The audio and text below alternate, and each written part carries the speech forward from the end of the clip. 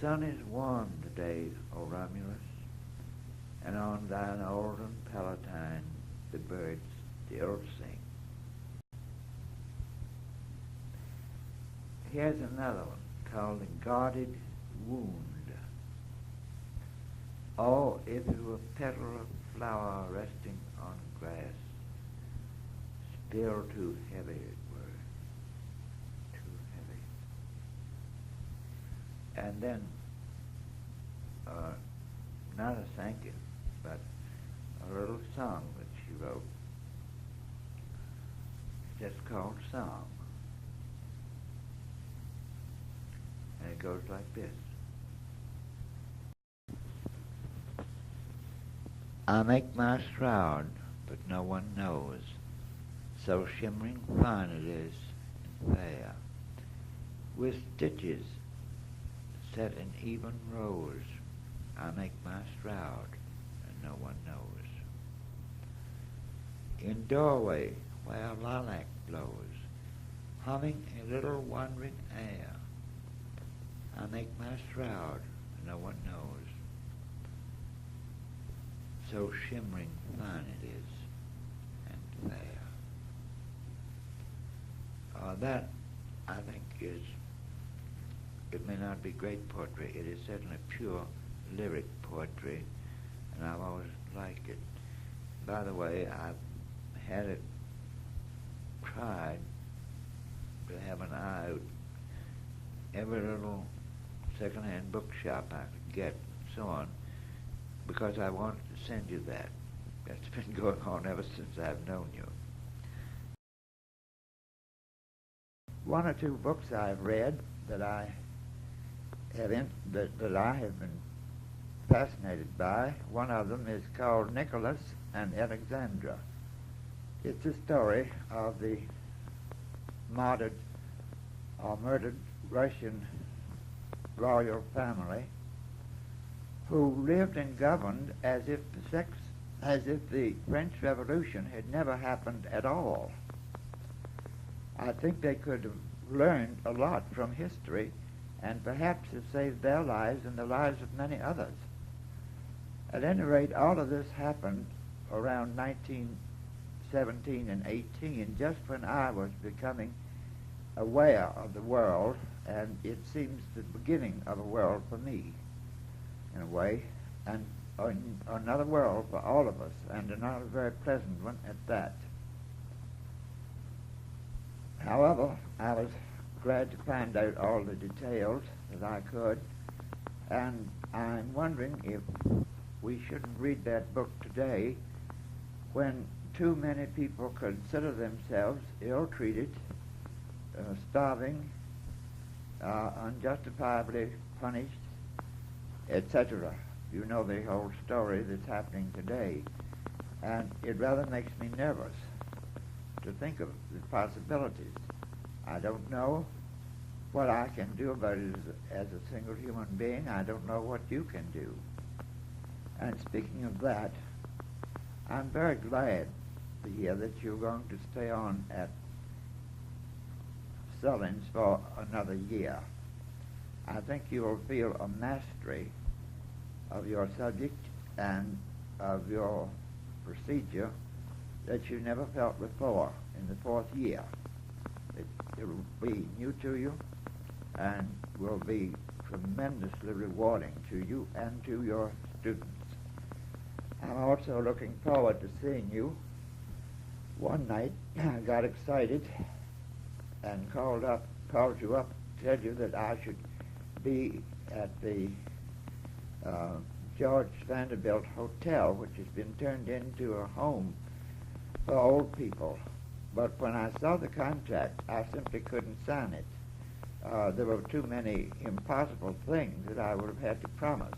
For instance, I could have been put out on a month's notice without any reason given whatsoever. I could be put out if, in case I became incapacitated mentally or physically. I don't know who was going to judge me mentally, and I couldn't exactly put my name to that either. Things like that. I also learned that most of the inmates, shall we call them, would be ladies, and I was sure that I would make some noise or something like that would disturb them, particularly on Saturday afternoons when I always turn on the opera. I still do that in Tucson, by the way. It's been one of the few pleasures that I've had out here. Now, I want to tell you a very wonderful thing that happened to me today. About 25 years ago, I had a shock that I could hardly bear. It was my last year of teaching at Harvard, 1945, and I and some others concerned in it were great friends of Geraldine Farrar. And when the blow came, it concerned her death, and I was forced to leave Cambridge for a time in order to visit people who had been stricken by this. It's one of the hardest things I've ever had to bear in life.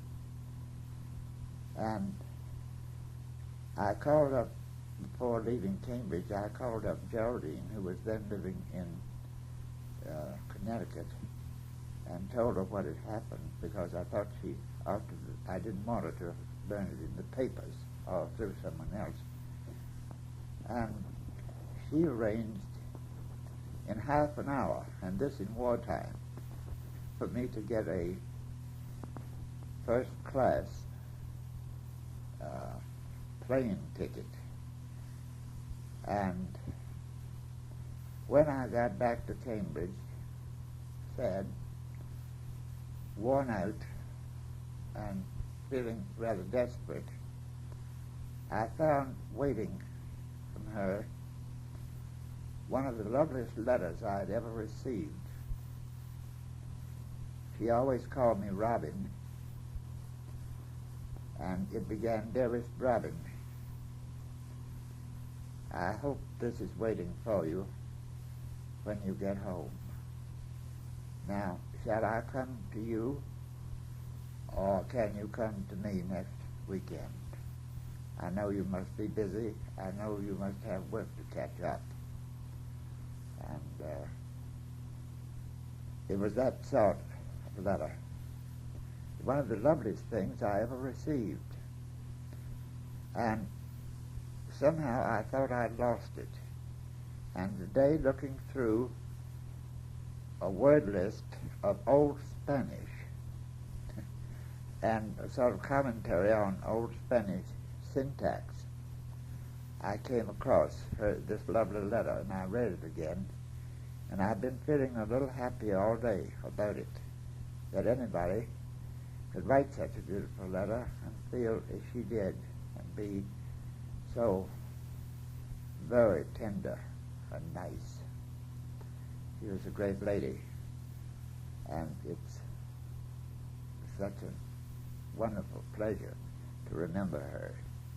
She died in 1967, and I remember I learned it first over one of the Saturday broadcasts, and Marion was there, I think, and I remember how I fought for self-control when the news of her death just sort of hit me in the face.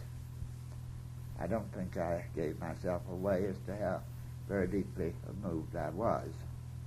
I certainly kept my control on that occasion. I'm so glad I still have her letter, because it's a brave one and a fine one. Well,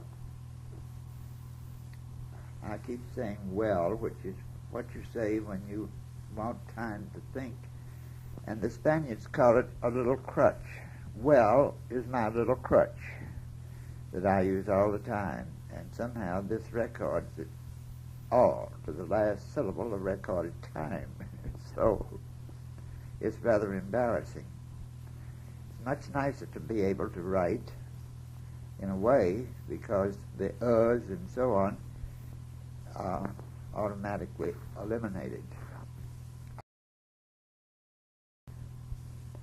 I came across a book the other day, which I got thinking you might like it. It's a paperback, Literary Modernism, major essays by writers, critics, philosophers, and historians, describing and analyzing, quote, the idea of the modern, unquote. Modernism viewed as a literary phenomenon and as a reflection of recent historical development, edited with introduction and commentary by Irving Howe, Howe. If you think you would like it, or would be interested in having it, please let me know and I'll be glad to send it along to you. There are essays by Stephen Spender, Lionel Trilling, Jose Ortega y Gasset, whom I knew slightly in Spain and whose sister I knew quite well. I'd be glad to send it. I picked it up for you, really, although I've been reading it along as I could and felt strong enough and could get rid of my practical nurse for a time. And I've enjoyed what I've read very much. Be a great pleasure to send it to you if you'd like it. Well, that's about all I can think of. There's my well again, my muletilla. And I'd like to know what you think about Conrad and also about James. Those two men hit me the same year when I was at the University of Virginia. And everybody said, well, they have nothing in common. And I don't see why you, at the same time, became so interested in them that they had, as I say, nothing in common. Well, I found out why. The fact was that they had this great thing in common. They both regarded themselves as craftsmen. They wanted to master the craft of novel writing, and they worked very hard and very conscientiously at it. And I think they produced some very great work. So I'm still reading Conrad and Henry James. Triad by Adelaide Crapsey. These three silent things: the hour before the dawn, the falling snow, the mouth of one just dead.